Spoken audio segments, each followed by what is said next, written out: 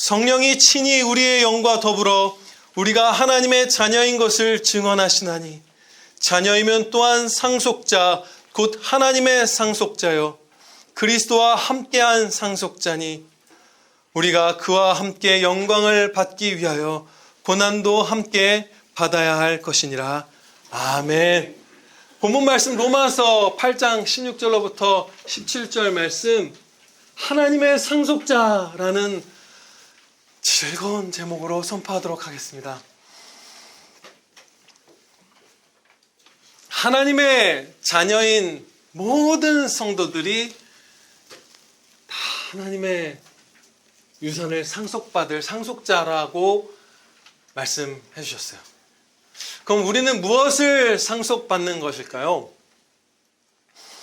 무수히 많은 것들을 우리에게 주세요. 셀 수 없이 많은 것들 현세와 내세에서 주십니다. 그런데 가장 중대한 것을 지금 영광이다 이렇게 말씀해 주고 계세요. 하나님의 영광을 받는 것이죠. 이것이 우리를 향하신 하나님의 최종 목적입니다. 하나님의 영광을 온전히 충만히 받아 누리게 해주시는 것, 그 가운데 우리가 하나님을 찬양하게 해주시는 것, 이것이 하나님의 최종 목적이에요. 우리를 향하신. 이 진리를 밝히 가르쳐 주시는 또 다른 말씀이 시편 73편에 있습니다. 73편 24절로부터 26절 말씀을 주의 교훈으로 나를 인도하시고 후에는 영광으로 나를 영접하시리니 하늘에서는 주 외에 누가 내게 있으리요 땅에서는 주밖에 내가 사모할 리 없나이다. 내 육체와 마음은 쇠약하나 하나님은 내 마음의 반석이시오 영원한 분깃이시라. 아멘. 분깃이라는 단어는 상속받을 몫을 의미하잖아요. 근데 하나님이 내가 유산으로 상속받을 몫입니다. 이렇게 고백하고 있어요. 성경에서. 하나님을 주시는 것, 하나님의 영광을 주시는 것, 그것은 사실상 같은 것이죠. 하나님 자신을 주시는 것이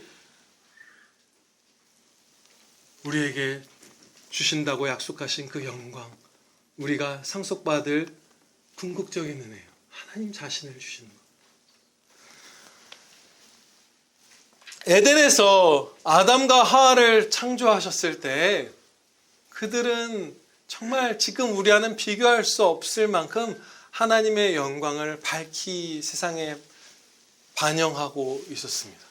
정말 많이 하나님의 형상대로 지음받은 영광을 갖고서 하나님의 영광, 자신의 영광이 아니라 하나님의 영광을 온 세상에 막 뿜어내고 살았던 우리의 조상들이에요. 그런데 지금 우리는 범죄함으로써, 아담이 범죄함으로써 그 이후 타락한 인류들은 하나님의 영광을 정말 많이 상실했죠. 그래서 이렇게 말씀합니다. 모든 사람이 죄를 범하였으며 하나님의 영광에 이르지 못하더니. 이 말씀 그대로 인류는 하나님의 영광을 상실하고 비참해졌어요. 몇 가지만 예를 들어볼게요.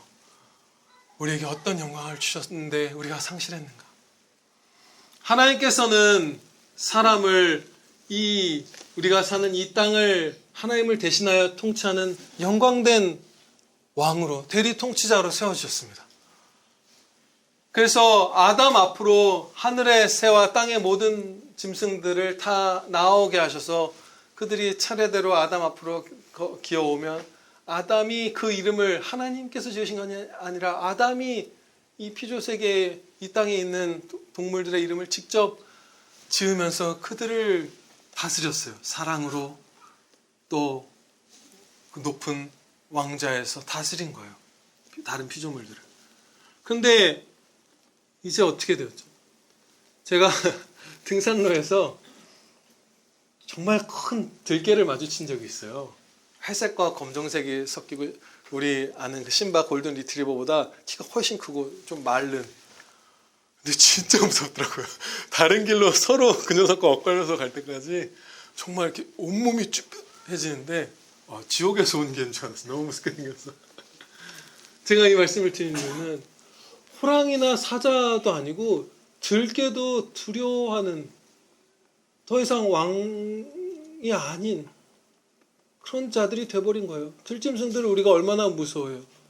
호랑이 같은 녀석들 보면 우리가 다스리나요, 걔네를 제대로? 아니, 두려워하잖아요. 얼마나 곤두박질 친 거예요. 비참하게 영광을 잃고. 그리고 이 피조 세계를 충만한 지혜와 정말 말할 수 없이 탁월한 육신을 갖고, 그러니까 이성, 영혼과 육신의 모든 탁월함을 갖고 하나님의 보호하신 가운데 마음껏 연구하고 개발하고 발전시켰을 그런 인류가 타락함으로 어떻게 되었는가? 퀴리 부인이라고 예전에 불렀던 그 마리 퀴리 그 박사님, 그 과학자분은 정말 위대한 분이라고 하더라고요. 두 분야에서 노벨상을 탔대요. 물리학과 화학에서. 그런 사람 거의 없죠, 인류 가운데. 근데 어떻게 되냐 하면 자기가 연구하다가 방사능에 하도 오래 피폭이 되어서 말년에 오랫동안 온몸이 다 아파서 고생하다가 안 아픈 데가 없이 살다가 이 세상을 떠나셨잖아요. 우리가 왕으로서 질병도 죽음도 없이 정말 충만한 지혜로 튼튼함으로 보호하심으로 세상을 마음껏 연구하고 안전하게 실패 없이 그러면서 막 충성하고 개발하고 발전시키고 이렇게 살았을 영광된 자들인데 죽는 거예요. 이 피조세계를 연구하다가 아기가 없고 사리가 없는 그 피조물들을 연구하다가 죽어버리는 거예요. 얼마나 비참해요. 영광을 얼마나 많이 잃었어요. 가족 관계는 어떻죠? 제가 몇몇 가게 한 세 군데 정도 본 것 같아요. 이곳에서 일하는 직원들은 어떤 누군가의 아들과 딸입니다. 뭐 이런 식으로 어느 가정에 이런 거 보신 분들이 계신가 봐요. 원래 가족이란 어땠을까요? 영광되고 영광된 그 아담 할아버지가 살아있고 10대 손, 20대 손 다 서로 사랑하며 한 가족으로서 이기심이나 죄악된 의미의 경쟁심이나 이런 거 하나 없이 상대방이 받는 은혜를 내 기쁨으로 기뻐하면서 힘을 합쳐서 한 가족 구성원의 그 재능과 개성을 살려서 하나님께 영광 돌리도록 힘차게 협력했을 인류가 한 가족이었던 것인데 이제는 극단적으로 각 가족별로 찢어져서 이기적으로 사니까 가족 내에서도 사실 이기적이죠. 부모 자녀가 형제 자매가 서로를 시기하고 미워하면서 살고 다른 가족들에게 자녀들은 뭐 안중에도 없는 그 영광을 이건 지극히 일부분이죠. 우리의 삶 전반에서 하나님의 영광을 우리의 존재 전반에서 하나님의 영광을 할 수 없이 잃어버린 거예요. 그런데 회복시켜 주시는 것이에요. 장차 우리가 천국에서 하나님의 영광을 받게 될 그 날은 에덴에서의 아담과 하와가 누렸던 영광, 그리고 지금 타락한 인류 가운데 구원받은 우리가 누린 영광, 그리고 천국에서 누릴 영광은 여기에 있는 것이에요. 아담이 만약에 지속적으로 순종했더라면 누리게 되었을 그 영광, 그러나 아담은 누려보지 못했던 그 최상의 영광, 영화롭게 되는 것, 그것을 우리에게 주시는 것이에요.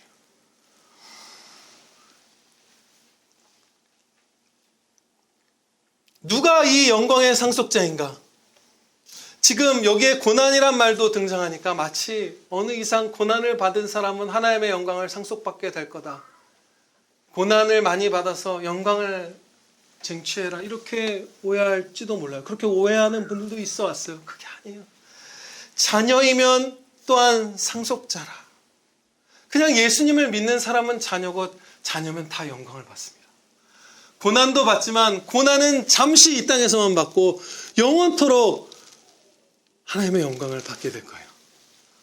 모든 사람이, 모든 예수님을 믿는 사람이 예외 없이. 하나님께서는 이 장차의 영광에 대해서 말씀하실 때마다 고난도 함께 얘기하셨어요. 이 땅에서 잠시 겪을 고난. 예를 들어서 이러한 말씀드립니다. 디모데후서 2장 12절에 참으면 또한 함께 왕노릇할 것이요 우리가 주를 부인하면 주도 우리를 부인하실 것이라. 인내하는, 이 고난을 인내하는 그 가운데에 우리가 하나님의 영광을 받게 될 것이다. 같이 엮어서 말씀하시고, 고린도후서 4장 17절 말씀입니다. 우리가 잠시 받는 환난에 경한 것이 지극히 크고 영원한 영광에 중한 것을 우리에게 이루게 함이니라. 머리이신 우리 주 예수 그리스도께서 영광만 받으신 것이 아니라 고난도 받으셨기 때문에 예수님의 몸인 우리도 주님과 함께 영광뿐만 아니라 고난도 받는 것이에요. 우리의 머리, 우리의 주인, 우리의 신랑께서 고난도 당하셨기 때문에 우리도 고난을 당하고, 그리고 주님께서 이제 영원토록 영광만 받으신 것처럼 우리도 잠시 후 영광만 받게 될 것이에요. 본문 말씀에 나온 고난이란 어떤 것일까요? 예수님과 함께하는 고난이라고 말씀하잖아요. 그렇기 때문에 이 고난은 우리가 죄를 범해서 받는 고난, 혹은 불신자들도 그냥 막 죄 가운데 마음대로 살아가면서 겪는 그런 여러 가지 힘든 일들, 이런 것들이 아니에요. 예수님께 순종하기 때문에 받는 고난, 예수님의 이름을 위해서 받는 고난, 이런 것들이죠.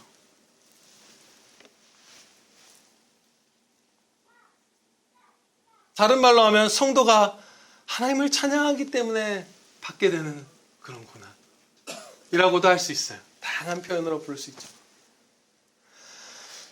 고난이라는 단어는 우리가 일상에서 거의 사용하지 않죠. 고생했다. 그렇죠. 직장에서 정말 많이 고난당하셨습니다. 이런 거 잘 안 하죠. 수고하셨습니다 하죠, 우리가. 그래서 고난이라고 하면 우리가 성경에서 주로 목격하고 다루는 용어이기 때문에 사도분들처럼 옥에 갇히고 톱에 썰림을 당하고 순교하고 이런 것들, 예수님의 십자가 고난, 이런 것들을 생각하면서 고난을 너무 큰 걸로만 생각하는 그런 오류에 빠지기도 하는 것 같아요. 근데 고난이란 성경을 보면 그렇게 옥에 갇히고 순교하고 고문당하고 하는 큰 것만이 아니라 작은, 그보다 상대적으로 작은, 아프지만 그런 많은 것들을 다 아우르는 표현입니다. 예를 들어서 이런 것이에요. 사람들에게 소외당하는 것, 그렇죠? 소외를 넘어서서 멸시당하는 것도 있고, 돈을 잃는 것, 조금 돈을 잃는 게 아니라 가난해지기도 하고, 승진의 피해를 입고, 혹은 직장을 잃고, 사랑하는 사람들과 한참을 떨어져 있게 되고. 갑자기 생각나네요. 그 식인종들이 있는 그 섬으로 선교 갔던 그 선교사님이 자기를 몹시 사랑했던 그 아버지 그리워하면서 만나지는 못하고 계속 그 아버지의 그 신앙의 본을 생각하면서 목숨을 바쳤던 것, 떨어져 있어야 하기도 하고, 건강이 상하기도 하고, 위태롭고 긴장되는 상황에서 영혼과 육신이 신음하는 것, 과로하는 것, 매맞는 것, 옥에 갇히는 것, 예수님의 이름을 위하여 당하는 이런 모든 크고 작은 고난들, 그것이 지금 바로 우리가 영광을 상속받고 또 고난도 상속받는다 할 때 그 고난이에요.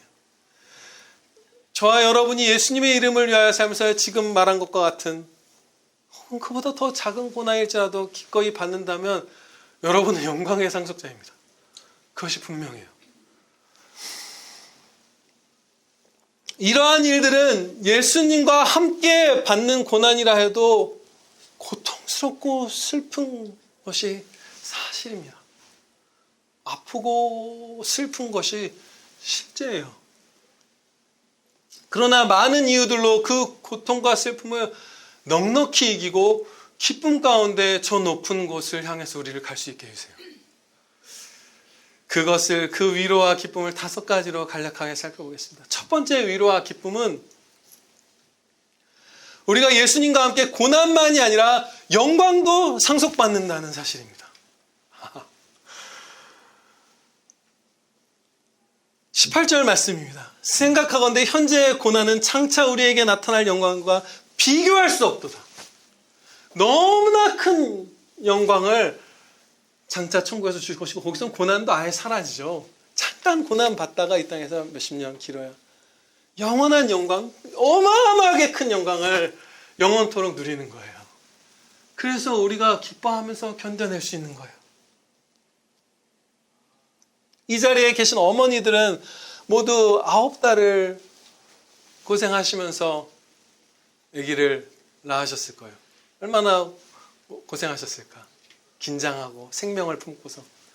근데 아기를 낳아서 품에 안았을 때 진짜 나의 그 9개월은 비참하고 후회되고 손해이고 이렇게 하신 분 한 분이라도 계신가요?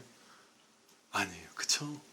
그 뒤에 받은 아이라는 자녀라는 은혜가 너무 커서 앞에 9개월의 고생은 그냥 눈 녹듯이 사라져버려요. 우리가 장차 천국에서 받을 영광이 너무 커서 이 땅에서의 그 잠시의 고난은 그 어머니의 9개월보다 훨씬 아무것도 아닌 거예요. 상대적으로. 영광이 너무 큰 거예요. 둘째로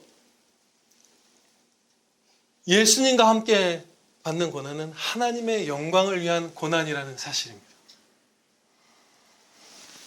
거룩하신 하나님, 영원하신 하나님, 생명과 기쁨의 주님을 찬양하는 데 쓰임받는 영원한 의미와 가치를 갖는 고난이에요. 우리가 얼마나 허망한 고난을 많이 해요.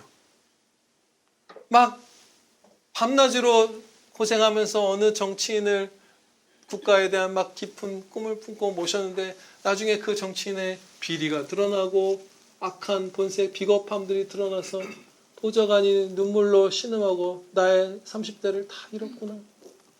이런 것들 세상에서 그냥 1000만 가지의 허망함 중에 하나잖아요. 1억 가지의 허망함 중에 하나예요. 10억 가지. 근데 하나님의 영광을 위해서 고난받는 건 영원하신 하나님께서 잘했다 하시는 영원한 가치 있는 진짜 잘 산 거예요. 그래서 행복한 거예요. 이겨낼 수 있는 거예요. 슬픔은. 셋째로 예수님을 따르는 고난은 사랑의 고난입니다. 부모가 자녀에게 유익하지만 받아들이기 힘든 충고를 하는 상황을 생각해 보겠습니다. 만약에 이 부모님이 자녀를 위해서 헌신적으로 사랑을 해온 분이라면 자녀는 그 부모님의 충고에 순종할 거예요. 받아들일 거예요. 제가 그 한인 갱들이 LA 같은 데서 온갖 민족의 갱들이 다 발전해서 세력을 지금까지도 키워왔는데 한인 갱은 그렇게 매가리가 없다고 하네요. 그 이유를 분석한 영상을 봤는데 두 가지를 꼽더라고요. 하나는 이거예요.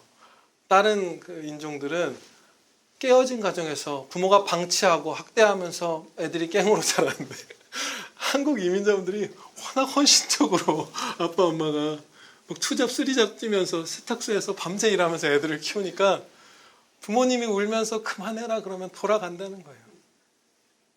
그리고 한인 교회를 꼽더라고요. 교회는 뭐죠? 예수 그리스도의 그 십자가 사랑과 성도들의 헌신적인 사랑의 장소잖아요.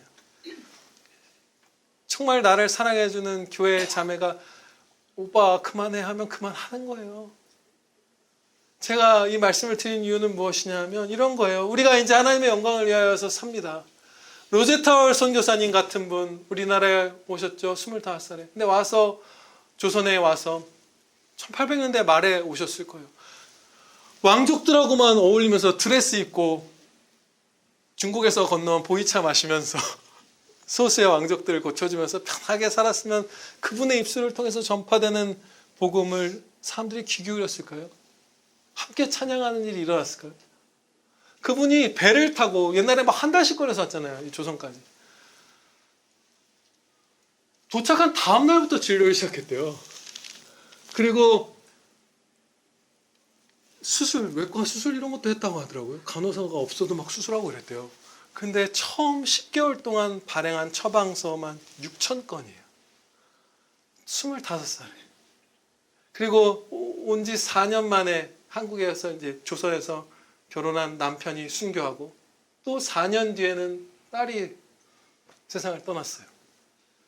그런데 조선에 남아서 총 한 40몇 년인가를 사역하다가 돌아가셔서 요양원에 고향 땅에 살다가 이 땅을 떠났을 때 한국 땅에 묻어달라고 1951년에. 그리고 묻혀 있어요. 그래서 부활할 거예요. 장차 영광으로.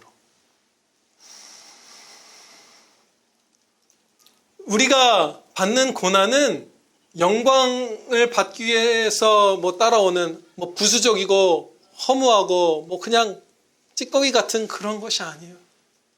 이 고난이 있기 때문에 주님의 십자가 복음을 귀 기울여 듣고 우리의 이웃들이 영원한 생명을 얻는 거예요. 이 고난이 있기 때문에 찬양하는 거예요. 고난 가운데 하나님의 사랑을 이 완악한 자들이 보는 거예요. 그리스도의 몸된 자들이 고난받는 것을 보면서 그리스도의 사랑을 우리도 보기 싫어하던 자들도 보는 거예요. 밝히 보는 거예요.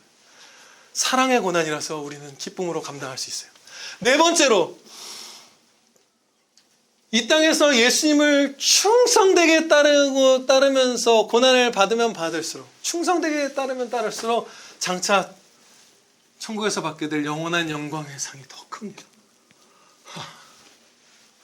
성경 여러 곳에서 현세에서 순종하는 정도에 따라서 영원한 영광의 상의 크기가 달라질 것을 가르쳐 주세요.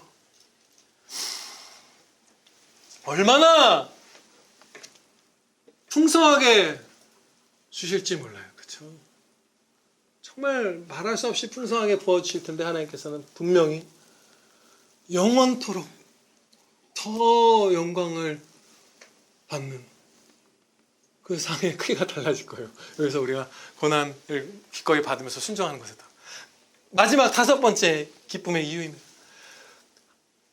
하나님의 원수 되었던 죄인인 우리, 그런 우리가 예수님과 함께 고난받을 수 있다는 것 자체가 크나큰 은혜임의 영광입니다.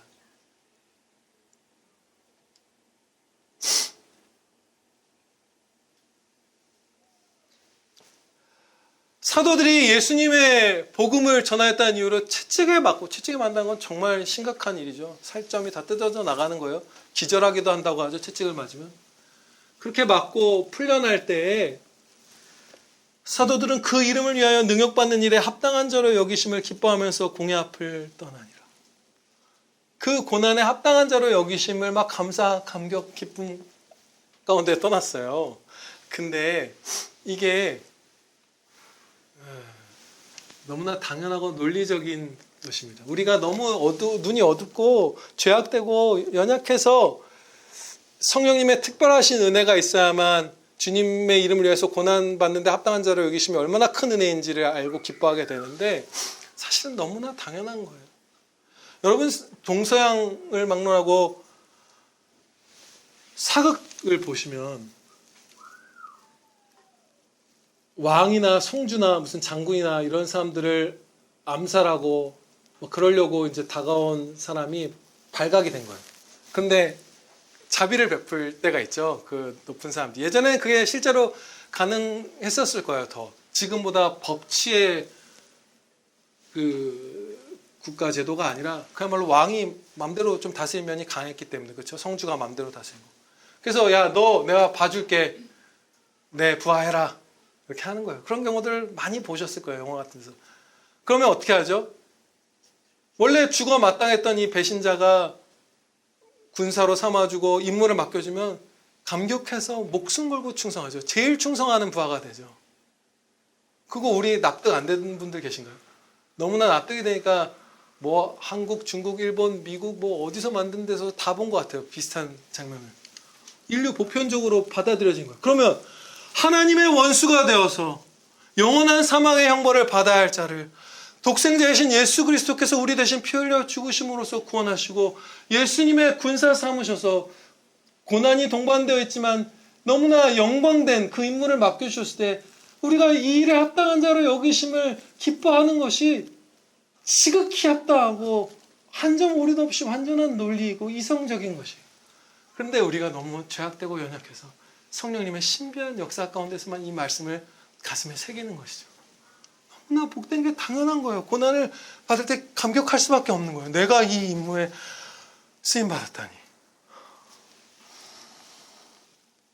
이처럼 고난과 그 가운데 슬픔과 고통이 있지만 그보다 훨씬 더 큰 위로와 기쁨을 우리에게 이 땅에서도 계속해서 주십니다. 그래서 예수님께서 이렇게 말씀하셨던 거예요. 누가복음 6장 22절부터 23절 말씀입니다. 인자로 말미암아 사람들이 너희를 미워하며 멀리하고 욕하고 너희 이름을 악하다 하여 버릴 때에는 너희에게 복이 있도다. 그날에 기뻐하고 뛰놀라 하늘에서 너희 상이 큼이라. 아멘. 예수님의 이름을 위하여 살기 때문에 고난당할 때 기뻐하고 기쁨으로 펄쩍펄쩍 뛰라는 거예요. 놀라 이러니까 약간 뭐 놀아야 되나 뭐 이렇게 이게 좀 모르겠어요. 지금 좀 어색하게 느껴지는데 이 단어를 헬라어를 보면 막 그냥 기쁨으로 펄쩍펄쩍 뛰는 거 있죠. 그런 것을 의미하는 거예요. 그런데 이것은 비유적인 표현도 아니고 과장법도 아니에요. 실제예요. 우리가 할 수 있는, 넉넉히 할 수 있는, 아니 받아 누리는 그 기쁨의 실제예요.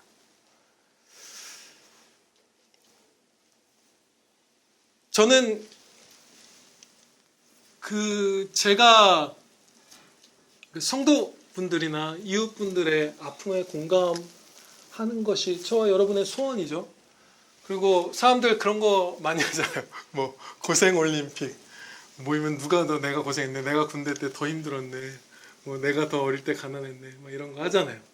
그런 거 너무 싫어하거든요. 거기에는 공감과 사랑과 긍휼 이런 게 없잖아요. 그래서 저의 개인적인 주님의 섭리 가운데 겪은 어려움들이나 이런 것들을 말하는 것을 되게 긴장하고 부담스러워해요. 왜냐하면 우리 형제들과 이웃들이 각자가 겪은 아픔들이 얼마나 큰 것들이 많은지 알고 더 알고 싶기 때문에. 그런데 저는 저의 경험을 나누는 것만이 최선일 때가 있어요. 그래서 지금 그 은혜를 두렵고 떨림으로 나눌게요. 저는 39살이 되기 전까지는 일하다 점심 사 먹는 거 어려웠어요. 형편이 안 됐었어요. 돌이켜보니까 30대 후반 거의 40 돼서 가까이 돼서 나 점심 사 먹을 그런 형편이 됐었네 라고 하고 옛날 막 기록들이나 이런 거 찾아보니까 실제로 그렇더라고요. 그렇게 힘들었어요. 근데 지난 1, 2년 사이에는 야근이 제가 거의 없습니다. 막 자요 그냥. 피곤하면. 몸도 약해졌고, 그리고 성경 말씀을 그래도 하이델베르크 의리문답, 웨스트민스터 소요리, 대요리, 신앙고백서 뭐 이런 것들을 쭉 공부하면서 어느 정도 쓰레기 잡혀서 한 구절마다 막 온갖 교리책 펴서 그렇게 고생할 필요가 없기 때문에 계속 새로운 본문으로 설교하지만 예전처럼 매주 야근이 있는 건 아니에요. 이제 많이 자고 쉬어요. 그렇지만 41살 이럴 때까지는 야근하지 않았던 주가 없는 것 같아요. 밤새워보지 않은 주가 없는 것 같아요. 그런데 그럼에도 불구하고 저는 거의 기약이 없이 형편이 안 좋았어요. 예를 들어서 시작할 때 어려운 직업도 있죠. 뭐 미용사 같은 분들, 헤어 디자이너 분들, 보조일 때 어렵지만 너 1년 하면은 그때부터 머리 만질 수 있고 뭐 2년, 3년 되면 뭐 월급이 이 정도 될 거야. 기약이 있잖아요. 근데 저는 기약이 없는 거예요. 오히려 두 아이가 태어날 때 한 명씩 태어날 때마다 수입을 줄이셨잖아요. 예전에 말씀드렸다시피. 저만 줄이신 게 아니라 아내도 수입을 없으셨잖아요. 아기가 태어날 때마다. 정말 완전히 막막하진 않아요. 하나님 신뢰하니까. 정말 근데 슬프고 고통스러웠어요. 지난 금요일에 지난 화요일 날 아내가 수술을 하고 이제 장모님이 아내를 쉬라고 금토를 데리고 가셨어요, 아이들을. 그래서 저랑 아내랑 둘이 있는데 아내가 아직 회복이 안 돼서 복통 있고 그러니까 동네에 이제 중국집에 가서 짜장면을 포장해다 먹었어요. 그런데 예전에는 아내가 예전에도 아팠잖아요. 암도 걸리고. 근데 아프다. 서로 다퉜던, 마음이 상했던, 제가 지쳤던, 아프던 음식 배달시켜 먹으면서 영혼과 육신의 숨을 돌릴 수가 없는 거예요. 아무리 힘들고 슬퍼도 요리해 먹어야 되는 거예요. 김치전, 김치찌개, 김치국, 김치볶음밥, 김치로만 돌려서 일주일을 먹은 적도 있고 콩나물국 얼마나 많이 먹었는지 몰라요. 싸니까.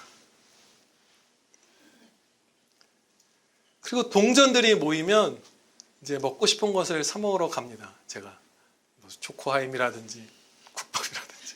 그러면 30대잖아요. 가장이잖아요. 근데 계산할 때 곤란한 상황, 민망한 상황 겪지 않게 해서 500원짜리, 100원짜리 10개, 5개씩 양쪽 주머니, 4개 주머니 나눠서 얼마가 나면 얼마를 내야지 그걸 미리 준비하고 가요. 동전을 내고 사 먹고 먹을 걸 사오고 하는 거예요.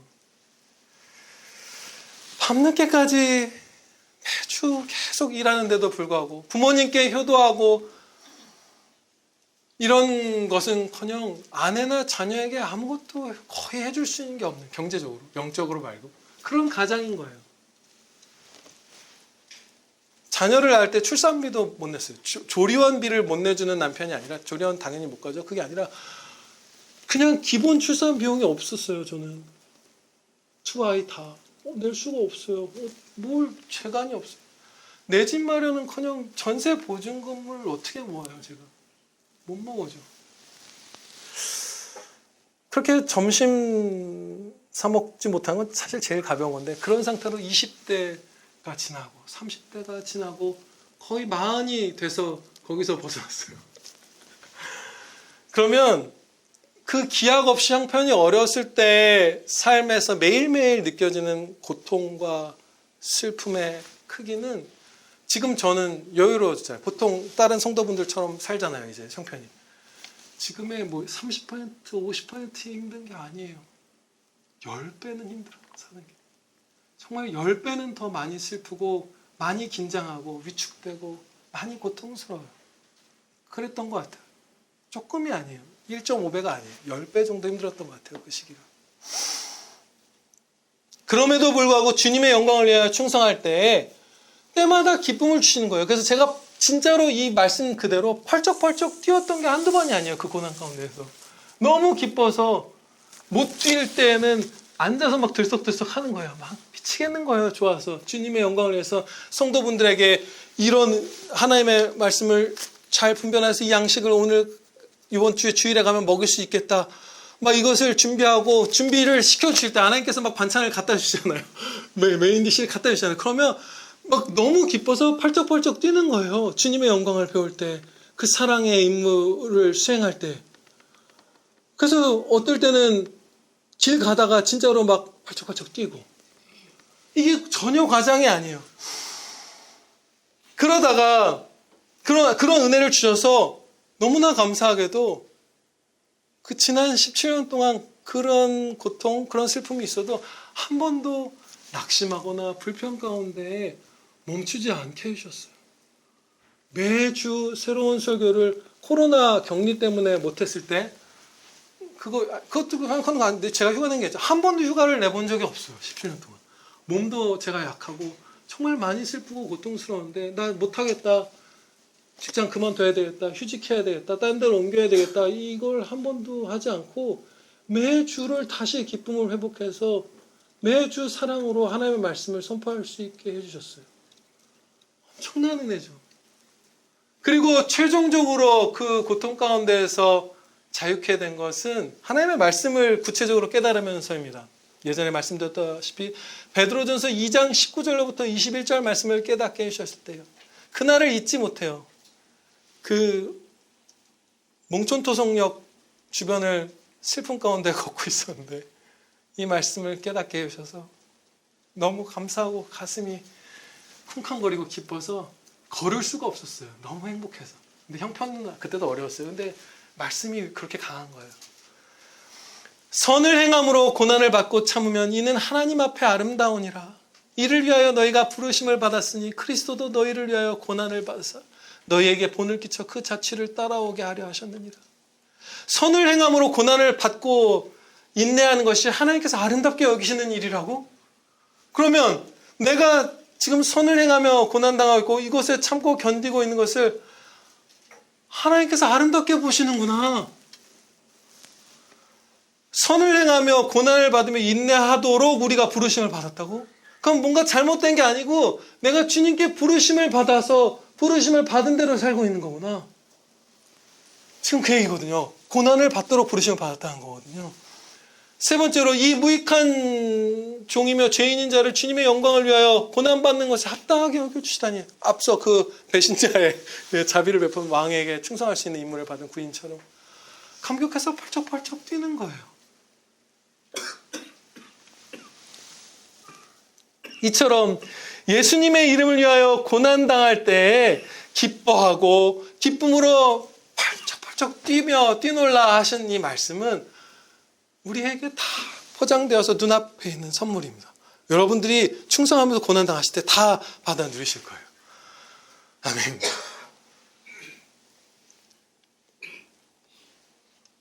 우리가 한 사람도 빠짐없이 예수님과 함께 영광을 받는 것만이 아니라 이 고난도 기꺼이 받았으면 좋겠어요.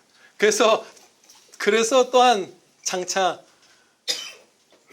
모든 성도가 받는 영광과 더해서 정말 풍성하게 은혜의 상을 받았으면 좋겠어요. 영광의 상을. 몇 가지 그것을 위해 기꺼이 고난받는 것을 위한 적용을 하고 마치겠습니다. 첫째로, 자신이 겪을 고난의 한계를 결정하지 마시기 바랍니다. 건강을 잃는 건 안 돼. 돈을 잃는 건 안 돼. 승진해서 손해보는 건 안 돼. 직장을 잃는 건 안 돼. 무시당하는 건 안 돼. 사람들과 크게 부딪혀서 막 긴장되는 상황을 겪는 건 안 돼. 체면이 상하는 건 안 돼. 뭔가 정해놓은 선이 있을 때가 있어요. 그래서 이런 고난이 있을 것 같은 순종은 마다하는 거예요. 그렇죠? 근데 그걸 우리가 정해서는 안 돼요. 너무 비상식적이잖아요. 군인이 실탄 쏠 일이 있는 데는 못 가고요. 뭐 이슬람 지역에는 안 갈 거고요. 뭐 이건 이렇게 할 수는 없잖아요, 우리가. 그리고 감당할 수 있는 시험만을 주신다고 하셨잖아요. 감당할 수 있는 고난만을 주실 거예요. 피할 길도 주실 거예요. 피해야 한다면. 우리가 견딜 수 없을 때는. 근데 안타깝게도 막 큰 고난이 아니라 상대적으로 정말 작은 고난조차도 이렇게 나는 겪어서는 안 되는 것으로 미리 정해놓고 그냥 그런 충성을 이렇게 미루고 있는 형제 자매들이 결코 적지 않은 것을 봐요. 약간의 소외를 당하는 것도 싫고, 잠시 불편한 일이 일어나는 것도 싫고, 약간의 돈을 잠시 잃는 것도 싫고, 그런 거예요. 아내는 학교나 문화센터에서 아이들을 가르치는 특별활동 음악 선생님으로 일을 하고 있는데, 예전에 한번 아이들을 크게 혼내고 이런 얘기를 한 적이 있어요. 내가 직장에서 잘리더라도, 그래서 아동학대 같은 거 신고와서 요즘 신고당하잖아요. 그래도 피해자 아이를 보호하고 가해자 아이도 보호하고 바른 길로 인도하기 위해서 필요하다면 엄중하게 꾸짖을 것이다. 무섭게. 그래서 여러분 너무 훌륭하세요. 그러면서 저는 당신이 아동학대로 고소당하고 학교에서 더 이상 아이들 가르치는 일 영영 못하게 돼도 괜찮고, 고소 비용 나오고 벌금 내고 해야 되면 어떻게든 제가 마련해서 무슨 투자비라도 떼어서 그거 줄 테니까 마음껏 사랑으로 용기 내서 하시라고, 고난을 무릅쓰고. 근데 최근에 아내가 또 그런 일이 있었어요. 어떤 가장 그 수업에서 착하고 순둥한, 그야말로 양반 같은, 선비 같은, 왕자님 같은 두 아이가 있는데, 어떤 아이가 A가 B 고추 만졌대요. 둘이 사귄대요. 남자애들끼리요. 요즘엔 유치원생들도 동성애를 어디서 배우나요? 보나요? TV 같은 데서. 그러면서 수업 시간에 애들을 이렇게 선동해서 괴롭히기 시작한 거예요. 쉬는 시간에 지네끼리 좀 놀리고 괴롭히는 것도 아니고, 어떻게 선생님이 있는데 그 앞에서 거짓말로 동성애자라고 하면서 다 같이 이짐에 집단 따돌림을 하는지. 근데 요즘 학교 선생님들, 유치원 선생님들 그거 강하게 혼내시나요? 안 혼내요. 아내가 저희 아이들이 하영이가 1년, 하성이가 4년, 도합 5년을 다니는 동안 한 번도 본 적 없는 강도로 그 아이들을 혼냈습니다. 눈물 흘리게. 사과를 일일이 시키고 잘못을 지적하고. 저러다가 고발당하면 이제 학교에서 일하는 게 절반 정도 되거든요. 못할 수도 있어요. 괜찮은 거예요. 고난의 상한선을 우리가 왜 정해요? 그냥 하는 거예요. 사랑으로 해야 될 일이 있으면 그냥 전진하는 거예요. 여러분들도 그러시는 거예요. 막 전진하는 거예요.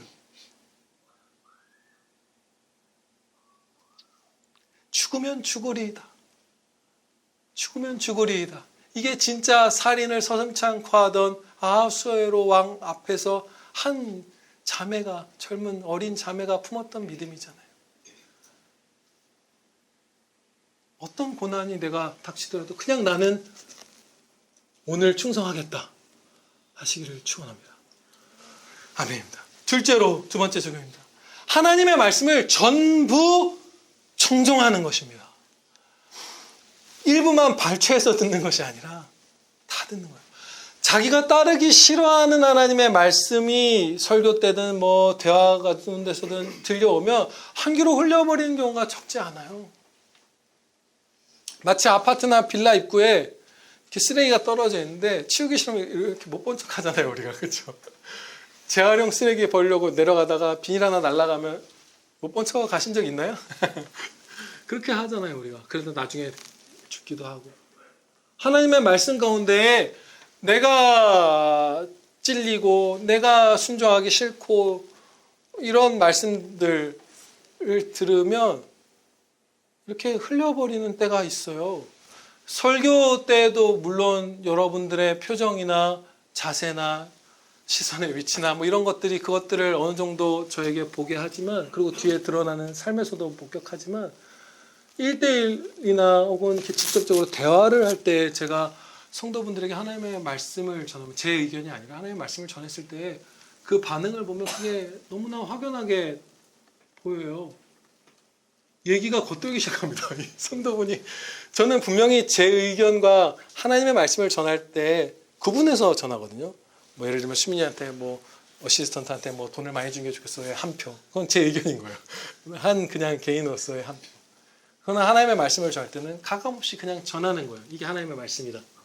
그러면 그 말씀을 들으면 그 핵심 말씀을 둘러싸고 대화가 이어져야 되는데, 이렇게 그 말씀이 이렇게 없는 것처럼 이상하게 무슨 비누 밟고 미끄러지듯이 성도분들의 대화가 이렇게 멀어져 가는 것을 많이 경험해요.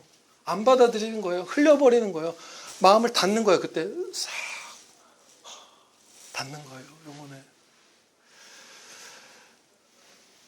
말씀을 순종함으로 주님께 영광 돌리고, 그러면서 영광된 고난도 받고, 그리고 장차 저 천국에서 더 큰 영광의 상을 받게 되는 것이 성도의 가장 복된 삶일진데, 말씀을 듣는 단계에서부터 우리가 취사 선택하고 귀를 닫아버리면 그 이후의 영광과 고난, 영광된 고난이죠, 고난도. 그것이 급격하게 줄어들 수밖에 없는 거예요. 들어야 순종하잖아요, 우리가. 근데 주님께서는 자비하사 우리의 그 교만과 완악함에도 불구하고 하나님의 말씀을 청종할 수 있게 해주세요. 저는 그렇게 합니다. 제가 자주 사용하는 이제 충성의 방식은 뭐냐면, 제가 잘못을 지적받거나 제가 순종하기 꺼려지는 그런 것들을 다른 형제들에게 충고를 듣거나 말씀을 전해 듣거나 할 때에 속으로 즉각 기도해요. 말이 튀어나올 것 같을 때 이미 기도해요. 주님, 이렇게 기도하는 거예요. 써놨어요. 제가 하는 거예요. 주여, 제발 순종하게 해주시옵소서. 제발 겸손하게 해주시옵소서. 그거를 속으로 기도하면서 듣기 시작하는 거예요. 그러면 그때 말씀 앞에 무릎 꿇게 해주세요. 자비를 주시는 거야. 그냥 그때 그냥 부르지. 구하라, 추리라, 환난 날에 부르짖으라. 내가 너를 구원하리라. 그래서 네가 나에게 영광 돌리리라. 그거예요. 하나님의 말씀 여러분 듣기 싫고 순종하기 싫고 이런 말씀 있을 때, 주님 제발 겸손하게 해주시고 오만 방자하지 않고 순종케 해주시옵소서라고 속으로 중얼중얼 하시면서 얘기를 들으시는 거예요. 설교 들으실 때 그렇게 하시는 거예요. 그럼 하나님의 말씀을 전부 마음에 새기는 길로 전진할 수 있어요. 영광의 길로 가는 거예요. 마지막 적용입니다. 다른 어디도 아니고 하나님께 가까워질수록, 하나님 안에 폭 안길수록 우리에게 생명과 기쁨이 넘친다는 진리를 붙드시기 바랍니다. 아멘이에요. 예수님을 따를 때 겪게 되는 고난이 있지만 바로 그 길에만 생명과 기쁨이 있어요. 한 가운데로 돌진하면, 그래서 주님과 늘 동행하면 진짜 비로소 행복과 기쁨이 넘치는 거예요. 고난이 있지만 진정 행복한 삶이 있는 것이에요. 고난이 있지만 진정 행복한 삶. 딴 데는 없어요. 고난을 피하면 행복도 없어요. 근데 여기엔 생명과 기쁨이 있어요. 원로 목사님이 38살 정도까지 살았던 저희 집이 있어요. 저희 가족이 제가 7살 때 그 집에서 이사를 나왔으니까 38살이시죠. 제가 전세로 살았던 집이에요. 그런데 그 집을 처음 분양받았던 주인 아주머니가 이제 형편이 어려워져서 이제 성도분이었는데 다른 사람에게 그 정말 사고 싶었던 적금을 막 부어왔던 오랫동안 고깃고깃 통장 그 찍힌 게 그렇더래요. 막 내역이 막 모으고 뭐 하는데 안 모인 거예요. 살다 보면 일도 터지고 하잖아요. 다른 사람에게 이것을 팔면 너무 속상할 것 같은데 그때 전도사님이셨나요? 집사님이셨나요? 뭐였죠? 아버지가? 전도사님으로 시작할 무렵이에요. 이제 이 집을 사시면 자기가 그 속상함이 이제 덜할 것 같다. 사시라고. 근데 그 집은 이제 가격이 슬슬 오르고 있는 집이었어요. 근데 처음에 그 제안을 받았을 때 저희가 살았던 금액이 전세 금액이 2천만 원이면 2,600, 2,800만 원이면 2,800만 원이면 그 집을 살 수 있는 상황이었어요. 그런데 집이 오르고 있잖아요. 그리고 오를 것이잖아요. 좋은 입지가 너무 좋은 곳이요. 그래서 순간 욕심도 사모님은 드셨다고 했어요. 그죠? 아버지는 안 그러셨을까? 안 그러실 수도 있어요. 그래서 그분에게 말한 거죠. 그 집을 지금 팔지 말고 갖고 계시면 올라서 형편이 나아질 것이다. 그래서 안 샀고 살 수 있는 돈이 있었음에도 불구하고 안 샀고 그 집은 계속 올랐고 그 주인 아주머니는 나중에 저희가 다른 집으로 이사 갔을 때 감사하다고 인사를 하러 찾아오셨어요. 근데 제가 이 사건이 생각나더라고요. 그 동네에 저는 이제 7살 이후에 갈 이유가 하나도 없죠. 근데 작년 겨울에 운전을 하고 차를 몰고 가다가 내비가 이상한 데로 안내를 해서 거기에 간 거예요. 그 동네. 근데 갔는데 타워팰리스에 왔는 줄 알았어요. 동네가. 너무 고급 동네가 된 거예요. 진짜 뭐지? 그래요. 그 좋은 동네였어요. 입지가 좋은 동네였어요. 뜨는 동네였어요. 그런데 그래서 제가 부동산이나 이런 데 전혀 관심 없는 사람인데 어저께 설교를 준비하면서 그 집에 우리가 살았던 그 601동에 실거래가가 얼마인가 봤더니 20억이에요. 2,800만 원이면 살 수 있었던 집이 20억이 된 거예요. 그런데 그러면 보통 어떻게 하죠? 아유 그때 엄마 강남에 집 한 채 사놨어. 개포동이에요. 강남구 개포동 그 집이. 강남이에요. 바로 그 말하는 사람들이. 얼마나 좋았을 텐데 그거 했었습니다. 점심도 먹고. 어? 하나도 생각이 안 되는 거예요. 왜냐하면 그 주인 아주머니에게 두 갈래 길이 있었죠. 만약에 원로 목사님과 사모님이 그 집을 기회다 하고 샀으면 대부분 그렇게 행동해요. 성도분들이. 그렇죠? 교회끼리도 그렇게 힘든 교회들 예배당 거의 빼듯이 막 가져가고 잔치하잖아요. 그렇게 했으면 그 집을 계속 가격이 오르는 걸 볼 때 그 자매님이 얼마나 슬퍼하고 통곡했겠어요. 그리고 반대로 실제는 어떻게 됐죠? 얼마나 감사했겠어요. 한 형제, 한 설교자가 자기를 사랑해서 눈앞에 그 이익을 냅두고 자기에게 사랑의 충고를 해줘서 집이 오르고 형편이 펴고 하나님께 영광 돌리게 되는 거잖아요. 하나님을 찬양하는 거잖아요. 하나님을 원로 목사님과 사모님이 찬양했고 그분도 분명 찬양 드렸을 거예요. 그래서 그 사건을 생각하는데 마음이 시원하기만 한 거예요. 아까운 게 어디 있어요? 지금 임대 아파트 사시잖아요. 결론적으로는. 임대 아파트에 사는 요즘 세상 사람들 많은 신세 저희로서는 전혀 쓸 수 없고 써서도 안 되고 쓸 필요도 없는 단어. 영광된 삶을 사시잖아요. 너무 행복한 거예요. 제가 이 말씀을 드린 이유는 무엇이죠? 생명과 기쁨은 하나님께 있어요. 뭐 고난을 피한 곳에 있는 것도 아니고 무슨 세상의 것들을 조금이라도 더 많이 누릴 수 있는 곳에 있는 것도 아니고 고난 당하고 세상에서 손해보고 뭘 해도 주님 곁에 임마누엘 하신 주님 품에 안기면 안길수록 우리에게 생명과 기쁨이 넘치니 기꺼이 고난받으시는 복된 자녀 되시기를 예수 그리스도 이름으로 축원합니다. 기도드리시겠습니다. 아버지 하나님, 모든 자녀에게 하나님의 영광을 그리고 고난을 상속하여 주심을 감사 찬양드리옵나이다. 영광된 고난일지라도 우리가 슬프고 아픈데 이 고난은 이 땅에서 잠시일 뿐이다 하시고 그 영원한 한없는 영광은 영원토록 주님 품에서 저희에게 내려주시는 아버지의 그 무한한 사랑과 은혜를 감사 찬양드리옵나이다. 저희가 아버지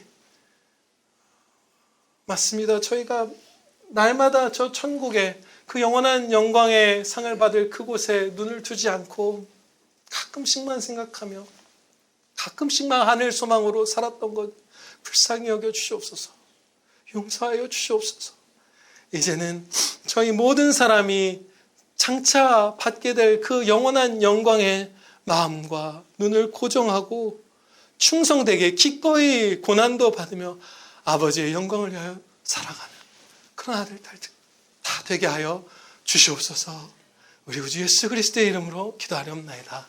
아멘.